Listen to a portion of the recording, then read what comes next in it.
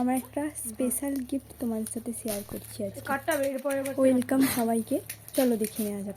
কারোর কিন্তু ভয়েস প্রথম থেকে এই গিফটটার উপরেই আমার নজর ছিল, কি আছে এর ভেতরে আমাকে তো জানতেই হবে, যেহেতু ও দিয়েছে আমি জানি এর মধ্যে এক্সাইটেড কিছু থাকবেই।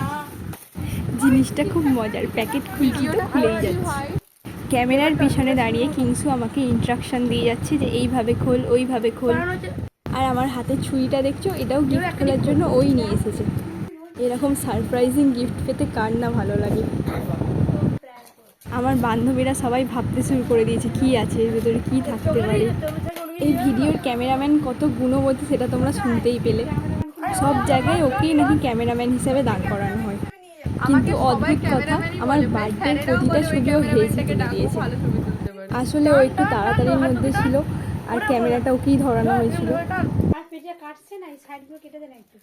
আসতে ফেলে কোনো কিছু নয়, কতবার করতে হবে।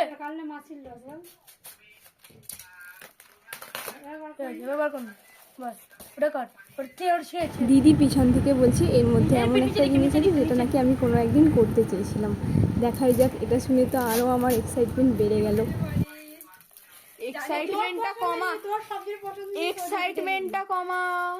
এক্সাইটমেন্টটা তুই খারাপ করে ফেলছিস জিনিসটাকে, মানে কাটার স্টাইলটা খারাপ করে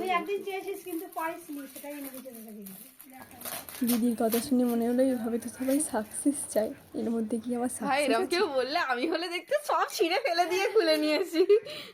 গিফটটা আস্তে আস্তে খোলার মতো ধৈর্য থাকছে না আমার। দেখছি কটা প্যাকেট। এই কাট এক্সাইটমেন্টটা খারাপ করে ফেলিস না। এটা কোন দিক দিয়ে কাটছে না? ওটা কাটার জন্য পেছনে ছুরিটা এনেছিলাম। তোমরা শুনতেই পেলে, ও স্পেশাল ছুরিটা এটা কাটার জন্য এনেছে। আমার কি অবস্থা তখন, চারিদিক থেকে এদিক থেকে বলছে এইভাবে কাট, কে বলছে এইভাবে কাট। কাটটা শুনবো বুঝতেই পারছি না। সব মেরে নিচে দেওয়া ছিল।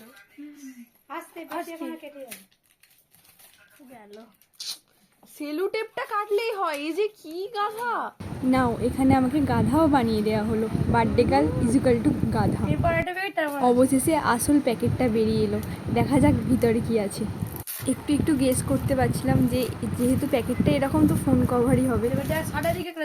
বাপরে বাপ, কার কথাটা শুনবো আমি। এদিকে ঘুরিয়ে খুলবে। এর মধ্যে ছিল আমার ছবি দেওয়া ফোন কভার। একদিন ভেবেছিলাম এরকম কভার লাগাবো, কিন্তু আর করা হয়নি। কোনো পছন্দের জিনিস যদি সারপ্রাইজ গিফট হিসাবে থাকে তাহলে তো সত্যি মনটা খুব ভালো হয়ে যায়। শেষে ক্যামেরাম্যানকে একটাই কথা বলা, আমার দাঁত বার করা থোবড়াটা জুম না করলে হতো না?